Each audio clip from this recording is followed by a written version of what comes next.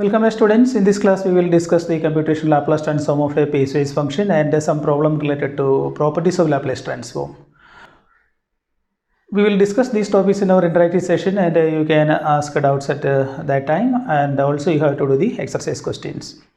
First of all, we can have a look at the properties of Laplace transform.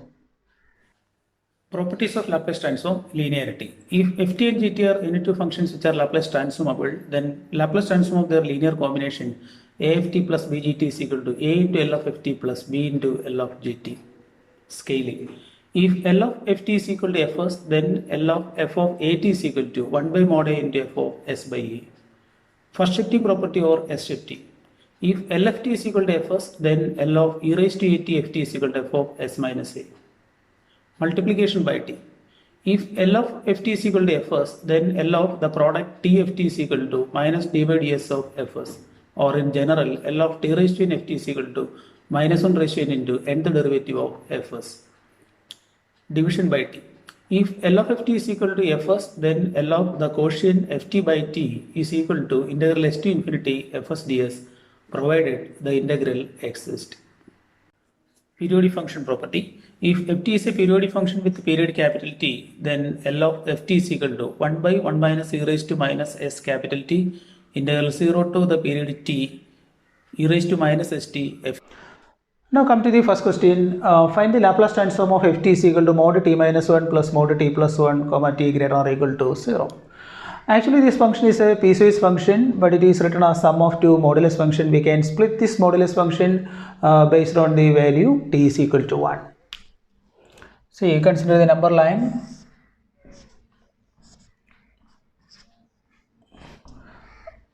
At t is equal to 1, what happens? At t is equal to 1, the function ft is equal to, when t is equal to 1, the first part is 0 and the second part is modulus of 1 plus 1, that is 2.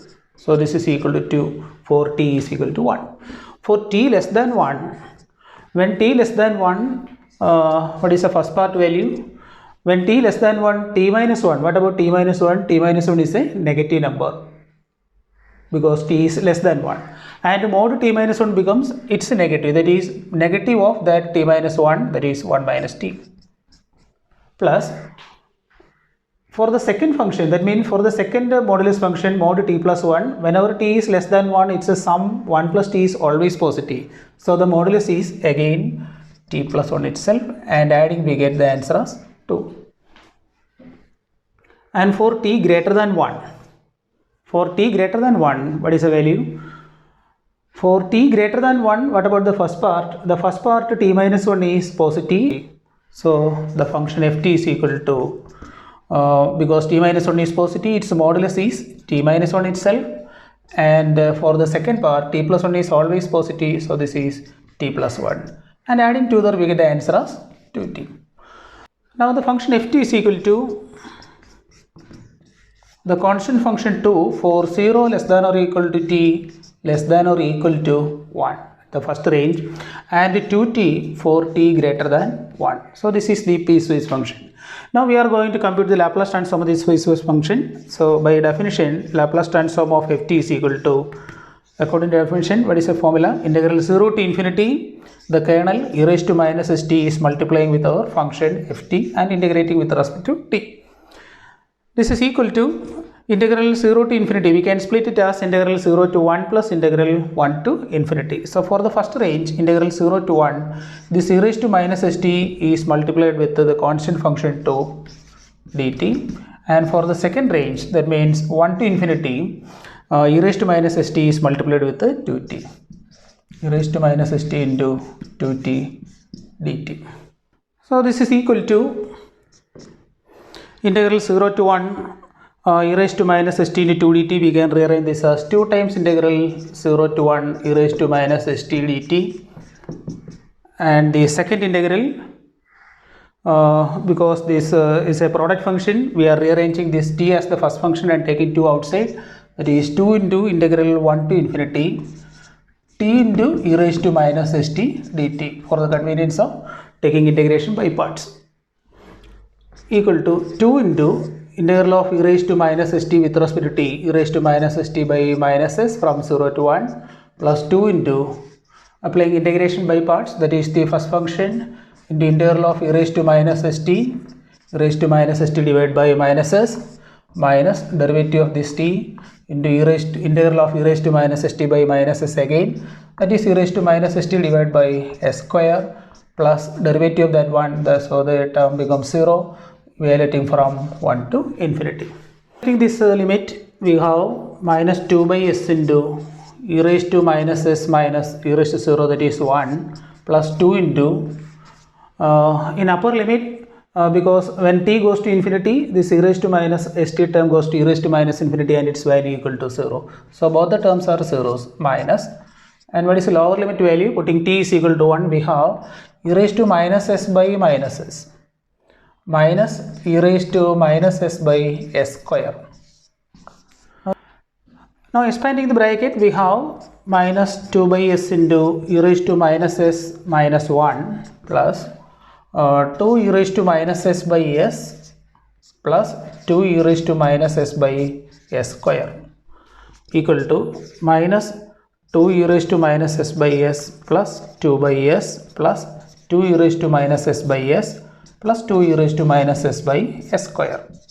So cancelling the first and the third terms, we have 2 by s plus 2 e raised to minus s by s square. So we can simplify this expression as 2 by s into 1 plus e raised to minus s divided by s. So this is now the second problem. Find the Laplace transform of e raised to minus 3t into 2 cos 5t minus 3 sin 5t. We can do this problem with the help of first shifting property. We are computing the transform of 2 cos 5t minus 3 sin 5t and applying the first shifting property. What is the first shifting property?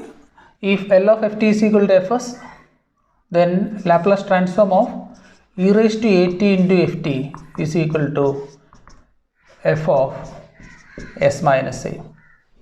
Okay, so first of all we are computing the transform of cos 5t minus 2 cos 5t minus 3 sin 5t. So the Laplace transform of 2 cos 5t minus 3 sin 5t, and that is the standard formula. Laplace transform of 2 cos 5t minus 3 sin 5t is equal to 2 into transform of cos 5t by linearity property minus 3 into Laplace transform of sin 5t. Okay, that is equal to 2 into transform of cos 80. What is transform of cos 80? S by s square plus a square. So this is s divided by s square plus 5 square minus 3 into this is a divided by s square plus a square, that is s square plus 5 square. Here a is equal to 5. So this is 5 divided by s square plus 5 square equal to 2s divided by equal to 2s minus 15 divided by s square plus 25. Therefore, by the first shifting property, the Laplace transform of e raised to minus 3t into 2 cos 5t minus 3 sin 5t is equal to, suppose this answer is our capital F of s, then by first shifting property every s will changes to s plus 3 because here the role of a is minus 3. So this is equal to f of s plus 3, and what is f of s plus 3? That is 2 into s plus 3 minus 15 divided by s plus 3 the whole square plus 25. So we can further simplify the expression as 2s minus 2 into 3 is 6 minus 15, that is 2s minus 9 divided by s square plus 6s plus 9 plus 25, that is 34. Third question, find the Laplace transform of t sin at. So we can apply the property of Laplace transform. That means first of all we are computing the transform of sin at. Let the answer be fs, and applying the multiplication by t property. What is the multiplication by t? Laplace transform of t ft is equal to, if the transform of this ft is capital Fs, so Laplace transform of t ft is minus d by ds of that capital Fs, or in general we have the formula Laplace transform of t raised to n into ft is equal to minus 1 raised to n into nth derivative of fs with respect to s, that is d raised to n by ds raised to n of fs. This is the analyzed formula. Now, in order to compute the transform of t sin at, first of all, we will find the transform of sin at. Transform of sin at, that is the standard result, a by s square plus a square. Suppose the answer is fs. Therefore, by multiplication by t property, Laplace transform of t sin at is equal to minus derivative of that fs with respect to s, equal to minus of d by ds of the quotient a by s square plus a square, equal to minus a into derivative of 1 by s square plus a square with respect to s, that is minus 1 divided by s square plus a square the whole square into derivative of s square plus a square, that is 2s, or this can be simplified as 2as divided by s square plus a square the whole square. Consider one more problem. What is Laplace transform of ft by t? This is integral s to infinity of the transform fs ds. So we call the function, numerator function, as ft. So let us take our function ft is equal to 1 minus e raised to t, and we know the Laplace transform of this ft is equal to Laplace transform of 1 minus e raised to t. So applying linearity property, Laplace transform of 1, that is Laplace transform of 1 minus Laplace transform of e raised to t, that is transform of 1 is 1 by s, and transform of e raised to t is 1 by s minus 1. Therefore, by applying division by t property, Laplace transform of 1 minus e raised to t divided by t is equal to integral s to infinity of, we call this as our fs, integral s to infinity of fs ds, and this is equal to integral s to infinity of 1 by s minus 1 by s minus 1 ds, that is log s minus log s minus 1 within the limit s to infinity. By applying the property of logarithm, this is equivalent to log of s by s minus 1 within the limit s to infinity is equal to log of s by s minus 1. In order to apply this infinite limit, we are simplifying this quotient s by s minus 1 by taking s from denominator and cancelling with that s. So this can be simplified as 1 divided by 1 minus 1 by s by taking s as a common factor from denominator